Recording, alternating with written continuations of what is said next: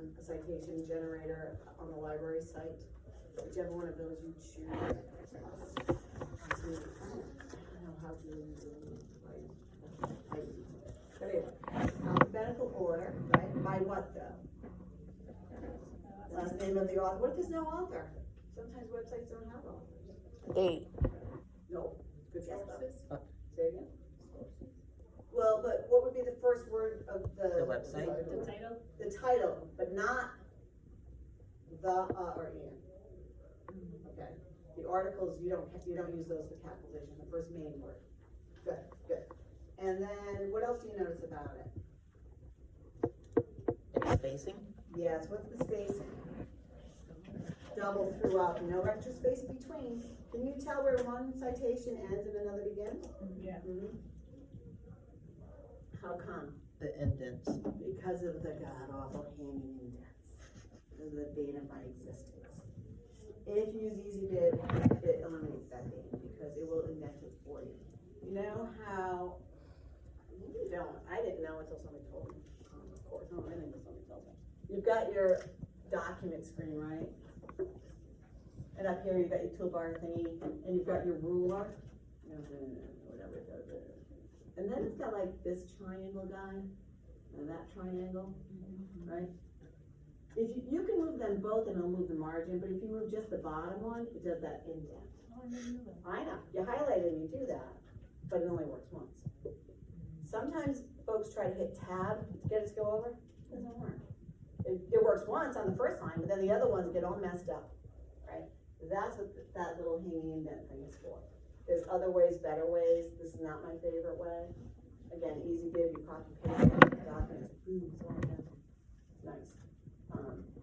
There's another way. I can't remember what it is. It's one of those commands up here. You know, it's got the spacing thing, and it's got like the you can justify left, center, that, or justify both sides. It's one of those kind of commands. If you're desperate. But yeah, this will do a hanging indent. But you have to highlight it. Or you can go to the writing center and I really don't know. But for me, EasyBib is the way to go. It's free.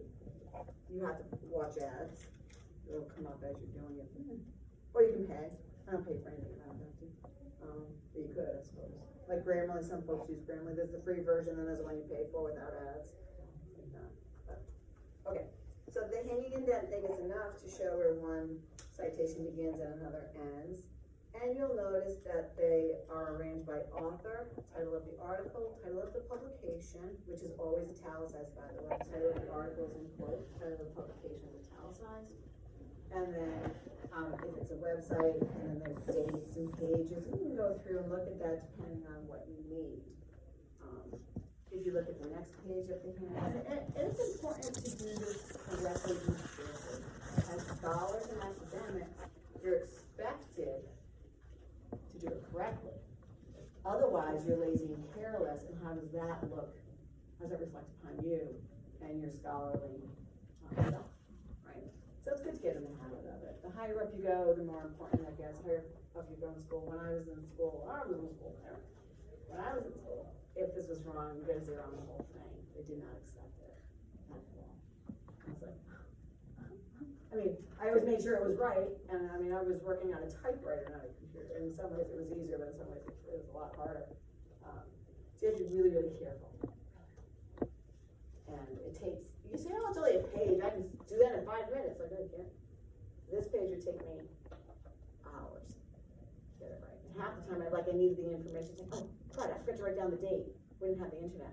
So I'd have to go back to the library. Libraries were open 24/7 on campus. So I didn't live on campus, so I'd have to drive back. Need that tape. So yeah, I know it's me. But yeah, that's why now if you can just copy and paste it, and then if you're me, you can't find it. Where is that document? Still easier than driving back to campus. Anyway, the next page is from the Purdue Owl. The OWL stands for Online Writing Lab at Purdue University. Purdue Owl has become really just the main source for all things writing, speaking, English, really. It's a great, great source for any classroom. If you don't know how to do something in writing, right, am I supposed to write like 8 p.m., do I write 8:00, or am I supposed to write out EIGHT? It knows, it'll tell you the rule. Well, if you're writing about this certain thing, it goes this way. If you're writing about that thing, it goes that way. Stuff like that, it knows all that stuff. And it's really good at plagiarism. Got plagiarism quizzes that are very fun, like how you cite it on a visual, citing things, any way you could possibly, how you cite, a CD recording, how you cite an interview, things like that. It's all on Purdue Owl, it's all free.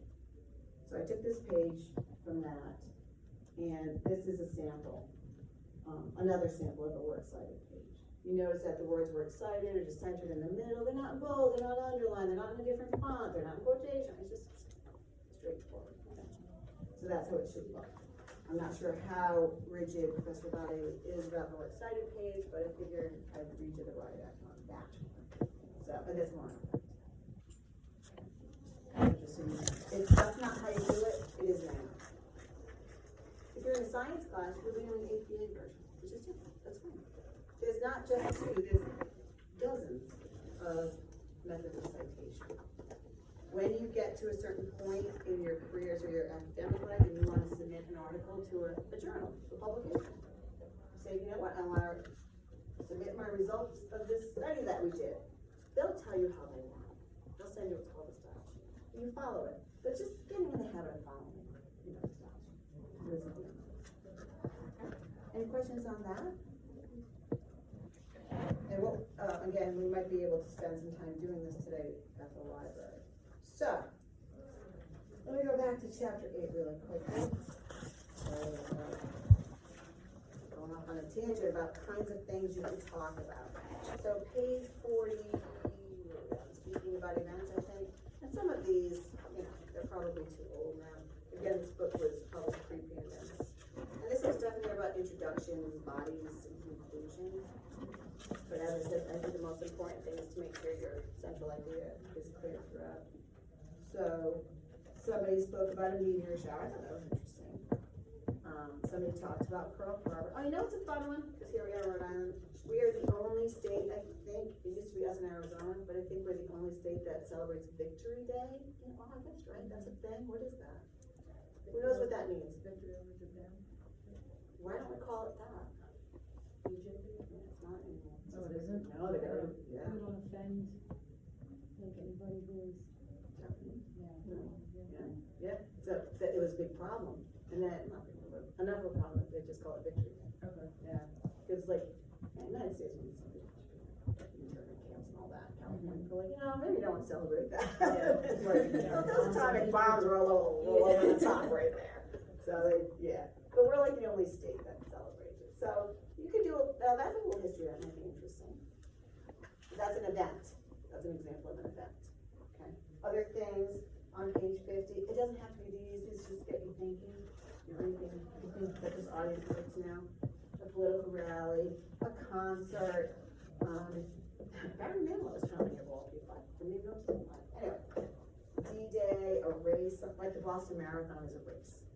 Stuff like that. There's regatta, sailing races, all kinds of things like that if you're interested. By the way, when you're choosing an informative topic, your primary concern is the audience, right?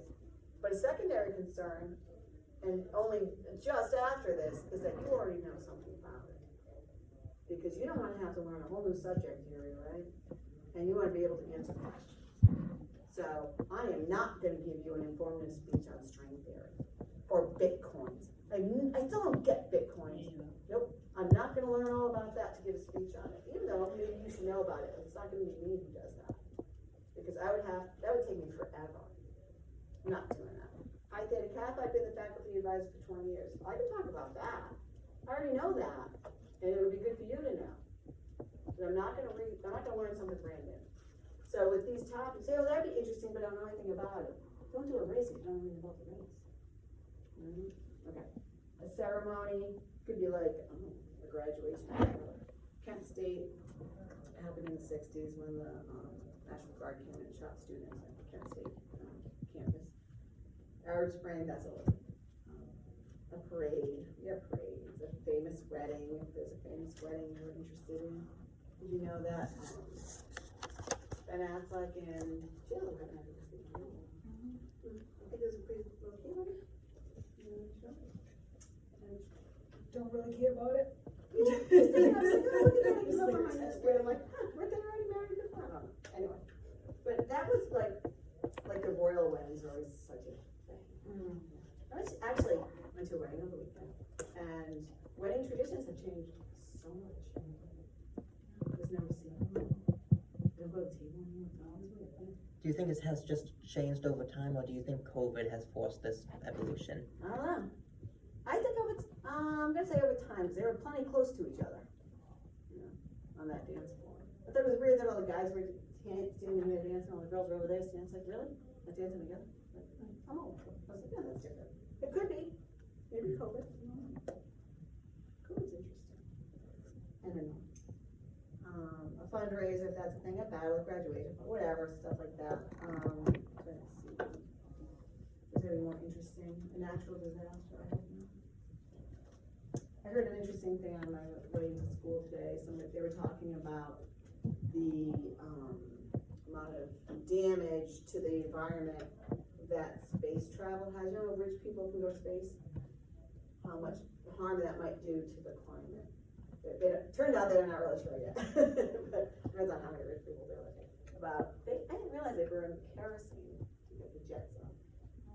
Yeah, it hurts here but not there. It's a whole thing. It was informative. It was kind of interesting. Again, I'm not giving that speech. I'm not a rocket scientist, but it was interesting to listen to. And if I were a rocket scientist talking to you guys, I wouldn't use rocket scientist language, right? It wouldn't make sense. I'd have to use language that everybody can understand. Okay. I appreciate when people do that for me, but I don't know what you're talking about if it's rocket science. Another thing, if you don't want to do something about an event, you could give a speech about a famous person. Trick to that is that this audience has to somehow be interested in that person. Some of the examples, let's see if these still hold up. A particular artist, everything's Van Gogh now, right? Van Gogh immersive, they just found a new Van Gogh self-portrait underneath another picture. There's a lot of Van Gogh stuff. He's got to cut off his ear and all that. Yeah, could be interesting. An inventor, if that's interesting to you. A philosopher, a world leader. Again, I wouldn't do anybody too current. I wouldn't do Putin. You do a little bit of Zelensky if you're interested in the Ukraine conflict, because there's an interesting guy. He was at the star of a sitcom or something, a movie, and then he got elected, and yeah, I think he's pretty cool. Interesting though. Our actors don't always do so well as president, but he's interesting. A current or past president, a musician. There was some interesting musician, actor, politician, scientist, general, philanthropist. Lost the Women's Air Force unit was, a group of people, but that's okay. Anything like that you wanted to do would be fine. It could be a non-famous person. Maybe we should know about your grandmother for some reason. Or the person who runs the corner grocery store. Maybe that person has an interesting story. I don't know. Again, think about your audience. I mean, maybe I want to talk about my grandmother all day, but you guys could care less. You know what I mean? It's got to have a reason for you, the audience. Informative speeches about places, but don't make it like that weird, I shouldn't say weird, but that 5th grade report you did. Remember you all had to pick a country? I'll just bet you had to do that. No. Everybody had to pick a country. You did it? You had to pick a country and write about it and present it to the class? In 5th grade? What's cool? Oh my God. I did Australia. I wanted to know about Canada. I have some Cuba. You did Cuba. So you know about that. I know about Australia, lucky me. Of course I forgot most of it. But would I get up here and say, I'm gonna do that? No, you can't. Right, you don't care. So it would have to be a place that you care about. Again, like that Independence Trail is good. Or if you think, how many of you have never been to Block Island? Never been to Block Island? 1, 2, never been? Okay, so maybe that would be interesting. I know a lot of people, I've only been like twice, I've lived in Rhode Island most of my life. Maybe that'd be interesting. Have you ever been to, I don't even know the place, where you might not have ever been? Oh, a Newport Mansion. Have you been to one of them? Have we been? Yeah, have you been? You have? Some of those, one or two of those are kind of nice to talk about too, I think. They're interesting. They kind of make me sick, but I kind of love them at the same time. Yeah, I have mixed feelings about them. It could be about, anyone like to go to the beach? You know, that stuff about public access and all that, which is fine, those kind of rules, things like that. Whatever you think would be good for us. Other things, that's places. How many of you have been to our State House, by the way? Rhode Island State House? It's kind of cool, some interesting history there. It was the second largest freestanding dome in the world until somebody built something else, and now I think we're third or fourth. So that was kind of interesting. Sorry about that. Have you been to PPAC? You look at the ceiling? Veterans, same thing, I think they have every state, not every state, every city and town. And then, that's kind of fun. Even just Rhode Island is an interesting place, how we were founded. I mean, a lot of you already know that, so maybe that wouldn't be appropriate for this level, but it could be something. So you can look at those. Concepts, a little trickier in some ways. Again, we're talking about, to me, Bitcoin is a concept. You can't hold it, right? I still don't get it. If somebody could explain to me, I'd be really happy. I don't think it's doing well right now, but I don't really know. Basically, you just waste a whole bunch of energy, and that somehow creates value. Really? Yeah. I've been wasting energy my whole life and there's no value. That's what I found, yeah. It's destroying the environment. Bitcoin? Yeah, because you need like building-sized computer setups. Like that's what people are doing to make a lot of profit. But there's nothing. I can't touch it. I can't put it in my pocketbook. Exactly. It's just a number, and just like paper money, like it has value because someone agreed that it has. And Yeah, but I know how to spend it. I know how to. Exactly, yeah. I know how to count it. But Although, it's weird stuff. to me, it's weird. Yeah, some people get it. although if you do look on Cash App, it tells you 1 Bitcoin is equal to like 2,000 and something dollars in our money. And I just look at it, I'm like, but can I hold that? Or you lost me at cash. I don't know what that is. But yeah, and it changes daily, right? I mean, the value of the dollar changes I'm daily not fully too. sure. Yeah, so I mean, I don't get it. A concept would be inflation. Here we are suffering from inflation like crazy, right? Yes, you are. Everything's expensive. I don't even know how much that coffee must have just cost you guys. Oh my gosh. I haven't gotten a Dunkin' coffee cheese, but too much, I'm sure. What's inflation? The rising cost of things Yeah, but why? nationwide. I think it's worldwide now. I think. It's cause of Is it? that's what started it. I heard it's from the supply chain. Oh, Inflation was Yeah. always there. The supply chain problem, which, Would it be things getting more expensive or money becoming less valuable? it's a concept. You know, and it happens frequently enough. Isn't it like supply and demand sometimes? Well, I don't know. It's like overproduction of some things and less There's some production of gouging others. involved too. Yeah. Yeah. So it's interesting. And it's hard when you're doing that. If you know your specific purpose and your general purpose to inform, you can hear yourself saying it, right? A little bit. And that's human nature, I understand. But just as you're doing it, remember, wait, I can't say somebody's opinion. It's gotta be the real stuff, the facts, right? And that's hard to parse out sometimes, to separate out facts from opinions. So you wanna be mindful of that. But that's a concept that I think nowadays would be interesting to us as an audience. If we're old enough and educated enough to be able to grasp that kind of thing. I wouldn't do that for a 5th grade class. Tell them why gas prices are what they are. I don't care. They don't care. But yeah, so it could be things like that. Some other concepts. What other concepts do I have? Oh yeah. There's a lot of interesting things actually. Drug addiction, string theory, like I said, zombies are a concept, they're not real. By the way, did you see, have you noticed the shift from, it was vampires to zombies, now we're going to witches? Everything's gonna be about witches now. You heard it here first. Oh, it's been spooky. Yeah, but now they're moving to the witch thing. Yeah, so if you like witches, good for you. Here they come again. And it's cycles, right? Yep. Stem cell therapy, marriage is a concept. It is a concept. The electoral college is a concept. 3D printing, which is pretty cool, but I don't get it. But it's cool. I mean, I get it. I know what it does, but it's like you could print a car on a printer. Electric cars, I didn't put that in, but that'd be good. Because there's a lot of that happening. There's a lot of, I don't want to say confusion, that's too strong of a word. Like, I don't know if I want to buy a fully electric car, because, you know, the problems with batteries and charging. If I'm using electricity, how do they make the electricity? Is it really better than the government? If my power plant burns coal to make electricity, I'm using that in my car, that seems worse to me than gas. So I would need to understand that would be informative. So car maybe would be the way to go. Texting and driving, no one does that anymore. Yeah, they still do. But you're talking to your phone or your car now, you yell, hey Siri. Says, But not everybody has iPhones. you can do it on Android. You If could? you're talking to it, yeah. I don't know. I haven't had an Android in I don't know how long. My husband has an Android, it just says, text Gloria, and whatever, and it says, do you need milk on the way home or something like that? I don't know. I haven't had an Android in years. But you can talk to it.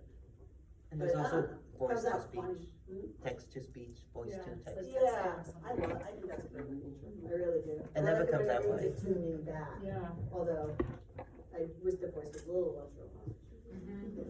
It's so personal. And acting. Time travel is fun, I think, I love time travel. Things like that. So the example in the book is about a hope diamond, that one's about an object, which is supposed to be a curse. Anyone who has a hope diamond is really bad, and it's kind of fun.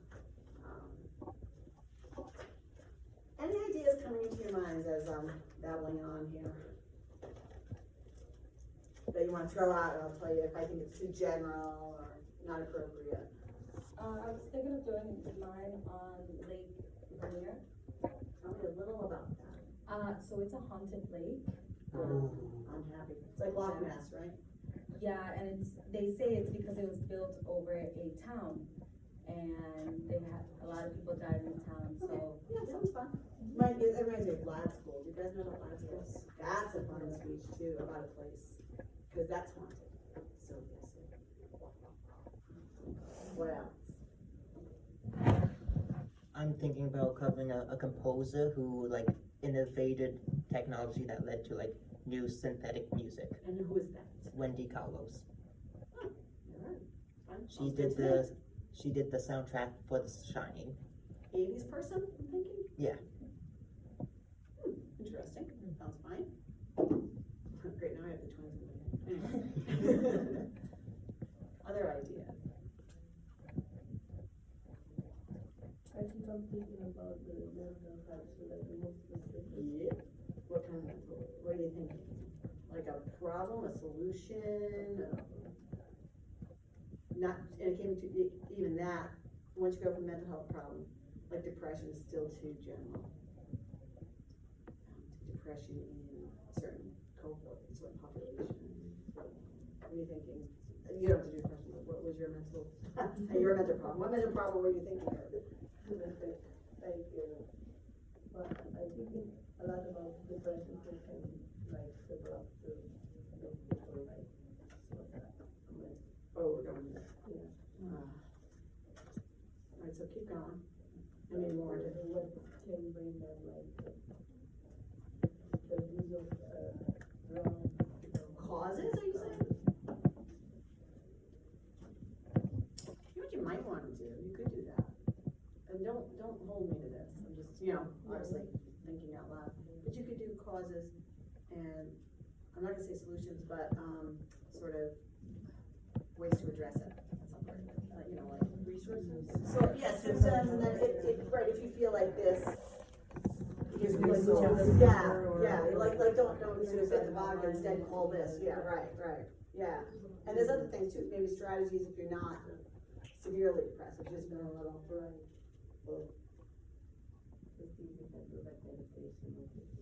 Yeah, Or just smoke a blunt. my brain is always overloaded, but, so with that fight that kind of thing, we did a whole project about students raising awareness for the resources on campuses, CCRI campuses, for students to help with depression. I'm signing those videos last semester, those, kids in those videos. But that's a thing too, because it happens a lot with students, student pandemic. Yeah, so this group maybe because they're students, right, rather than the general. Like what resources do we have here? Not, I mean, at CCRI for sure, but also maybe in a little bit state level. Really, Department of Health is not stuff. Cool. Right? Something that we can walk away with, so that if we're at home and we're like, what was the thing she said earlier? Yeah, that would be good.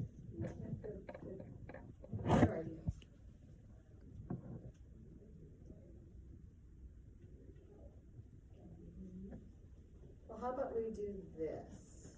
How about we, if you have a topic that you can research, how about you go up to the library and you print out your results page? You know how when you go to search something, I have the list in the book? You don't have to read every article, just print it out so I know this stuff and bring it back down so I can see. They try to research something that you think the class will be interested in and that you're interested in. And then decide if you wanna go Tuesday or Thursday, come back here in, I don't know, 20 minutes or so with that, and then we'll set it up and then we'll be done. Let me do a checklist though, find out info for you too. Yeah, that's it. Okay. Unless you have any other questions or you want, if you don't have a topic and you're like, I don't know what to do, I can help. You don't know how many topics you have. You can work on it. Alcoholism and mindful drinking. Help me with that. Who cares? What are you saying about it? Because that's becoming a huge problem. Yeah, Again, people should be more aware